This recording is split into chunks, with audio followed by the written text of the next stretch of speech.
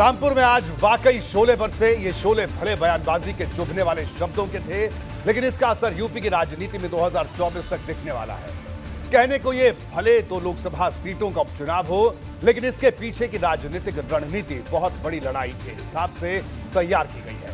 2022 से 2024 में सिर्फ 2 साल का वक्त बचा है और रामपुर और आजमगढ़ लोकसभा चुनाव के सबसे बड़े सेंटर उत्तर प्रदेश का चुनावी धुरी बनने जा रहा है। इस उपचुनाव के नतीजे भविष्य की लड़ाई का रास्ता तय करेंगे।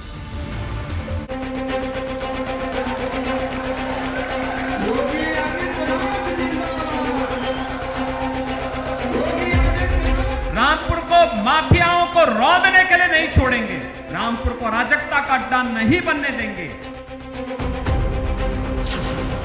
रामपुर में आजम खान को सीएम योगी की सीधी ललकार। गरीबों का शोषण कर रहे थे, दलितों की जमीनों पर कब्जा कर रहे थे, निर्दोष लोगों को उजाड़ रहे थे। जब उन पर कानूनन कार्रवाई हुई, उनकी अवैध और अनैतिक गतिविधियों पर अंकुश लगा करके कार्रवाई प्रारंभ हुई। अब फर्जी दस्तावेज आप जमा करोगे तो कार्रवाई तो होनी है। होनी की नहीं होनी है। योगी का निशाना रस्सी जली, ऐंठन नहीं गई। कहते हैं साहब, उस समय कहते थे नहीं जेल में रहकर के उपचार करेंगे। अब कहते हैं जेल तो बड़ा नरक था, अब उनको जेल नरक लगने लग गया। उस समय कहते थे कि जेल ही हमारे लिए जन्नत है। रामपुर की जंग में रंग वाली तकरार। मैं जानता था कि लोग रंग इतनी जल्दी बदल देते हैं कि गिरगिट भी शर्मा जाए उन लोगों के सामने। तो एकदम इतनी जल्दी रंग बदलने में माहिर होते हैं। चुनावी मैदान से सीधी चेतावनी, गरीबों को सताया तो बचोगे नहीं। डबल इंजन सरकार के चाकू एक्शन की दुहाई। भारतीय जनता पार्टी की डबल इंजन की सरकार बनी तो रामपुर का यही चाकू भाइयों बहनों गरीबों को उनका हक देने का काम कर रही है। दिलाई पुराने दिनों की याद, कहा अब दंगाइयों को छूट नहीं। मुख्यमंत्री आवास पे प्रदेश के पेशेवर दंगाइयों को बुलाया जाता था, पेशेवर अपराधियों का सम्मान होता था। समाजवादी पार्टी के सरकार के समय यही होता था, लेकिन भारतीय जनता पार्टी के नेतृत्व की सरकार जब बनी भाइयों बहनों, उसी मुख्यमंत्री आवास पे आज गुरुबाणी का पाठ होता है। रामपुर से 2024 का चैलेंज, सपा की हार की भविष्यवाणी। समाजवादी पार्टी भी धीरे धीरे करके अब सिकुड़ती जा रही है। लोकसभा चुनाव आते आते समाजवादी पार्टी की भी यही दुर्गति होने वाली है। सीएम योगी के हमले पर आजम का पलटवार। हमने कभी इंतकाम नहीं लिया। अगर हमारे मुखिया को नजर नहीं आता तो उन्हें मुबारक, हिसाब तो होगा। आज नहीं होगा, कल होगा, कल नहीं होगा, परसों होगा। मैं नहीं कहूंगा तो आने वाली नस्लें करेंगी, हिसाब तो होगा।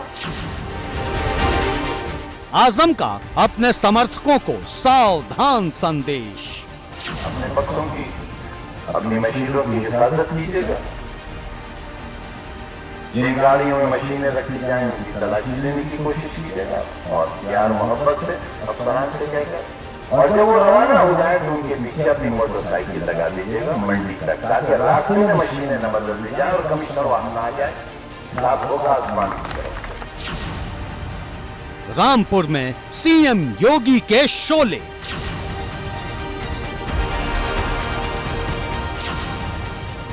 आजम खान पर अग्निवर्षा।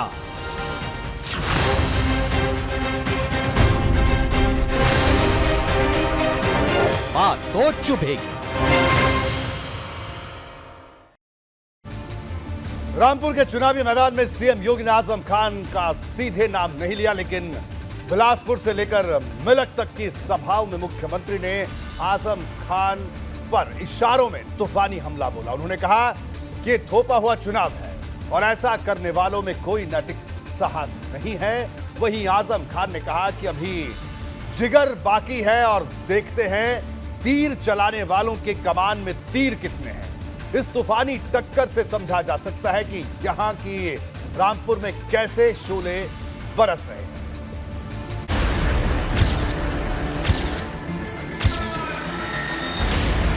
ये चुनाव जैसे खन्ना जी कह रहे थे जबरदस्ती थोपा गया था। अब उनके कारनामे ऐसे थे कि उनको चुनाव के बाद से लगातार जेल में रहना पड़ा। पार्लियामेंट में राजा पहुंचना चाहिए, हमारा राजा। अरे हजारों मुकदमे हैं, कई सौ जिंदगियां चाहिए मुकदमा लड़ने के लिए, लेकिन जिगर बाकी है। देखते हैं तीर चलाने वालों की मुकदमा लड़ने के लिए जिगर बाकी होने की बात कहने वाले आजम ने रामपुर की हर सभा में सरकार को ललकारा और बार बार कहा कि देखते हैं तीर चलाने वालों की कमान में कितने तीर हैं। जबरन तो बहुत काम किए हैं आपने।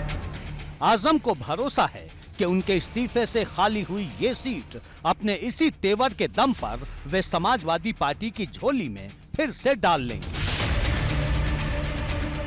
लेकिन आजम ने जितनी बार खुद को जिगर वाला और यूनिवर्सिटी बनाने वाला बताया, उतनी ही बार भाजपा ने उन्हें भूमाफिया करार दिया। सीएम योगी ने उपचुनाव प्रचार के आखिरी दिन आजम पर धुआंधार हमला बोला। कारनामे उनके दुरुस्त होते तो जेल में क्यों रहना पड़ता। और फिर विधानसभा में चले गए तो लोकसभा के लोगों को छुट्टी कर दी, उन्होंने छोड़ दिया। उनको क्या नैतिक दायित्व था, क्या नैतिक साहस है कि वे आपके पास आके वोट मांग सके।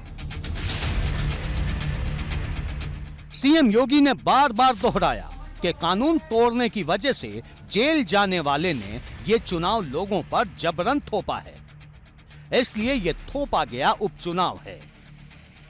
रामपुर के बिलासपुर और मिलक में सीएम योगी ने एक के बाद एक कुल 2 सभाएं की और हर जगह उनके सीधे निशाने पर आजम खान रहे।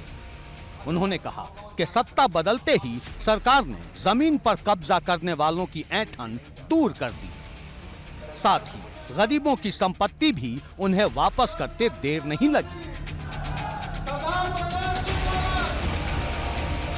यानी लगभग 1600 एकड़ लैंड को हम लोगों ने भूमाफियाओं के कब्जे से मुक्त करा करके या तो उन गरीबों को, उन दलितों को वापस करवाया है या सरकार ने वापस उन माफियाओं से वो जमीन वापस ली है। सीएम योगी की सभा के बाद रामपुर में भाजपा कार्यकर्ताओं का जोश कई गुना बढ़ गया। कार्यकर्ताओं ने कहा कि यहां इस बार इतिहास बदलने वाला है और सपा को करारा झटका लगने वाला है। उधर आजम खान ने पूरे दिन धुआंधार प्रचार किया और हर सभा में एक बात दोहराना नहीं भूले, वो थे मुर्गी चोरी और भैंस चोरी के वो मुकदमे जो उन पर दर्ज मामलों की लंबी फहरिस्त में शामिल हैं।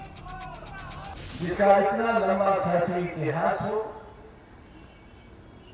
और 2 महीने के अंदर वो देश का माफिया बन गया हो, उसके ऊपर डकैती के अनगिनत मुकदमात हो, उसकी मरी हुई मां पर भी मुकदमा हो। रामपुर लोकसभा क्षेत्र में कुल 5 विधानसभा सीटें हैं, जिनमें 3 पर सपा का कब्जा है तो 2 पर भाजपा का। इनमें से रामपुर विधानसभा सीट से इस बार विधानसभा चुनाव में आजम खान जीते हैं, जिन्होंने रामपुर लोकसभा सीट की संसद सदस्यता से इस्तीफा देकर विधानसभा चुनाव लड़ा था। 2022 के विधानसभा चुनाव में स्वार से सपा के अब्दुल्ला आजम जीते हैं।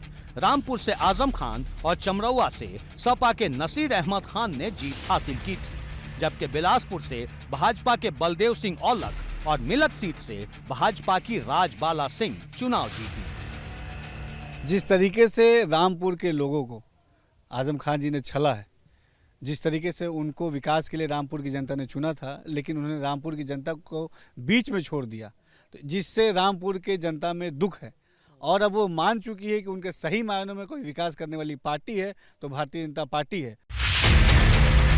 भाजपा बार बार दावा कर रही है कि इस बार रामपुर लोकसभा सीट का इतिहास बदलने वाला है और समाजवादी पार्टी के नेता आजम खान की धमक पूरी तरह खत्म होने वाली है। अब सबकी नजरें 23 जून पर टिकी हैं। प्रचार थमने के बाद अब वोटरों के फैसले की बारी है, जो तय करेंगे कि रामपुर में आखिर किसका राज आएगा। आसिम राजा यहाँ के सांसद बनेंगे या फिर भाजपा के घनश्याम लोधी की गोटी लाल होगी।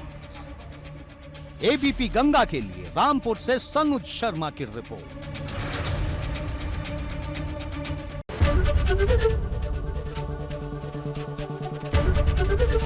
एबीपी गंगा, खबर आपकी, जुबान आपकी।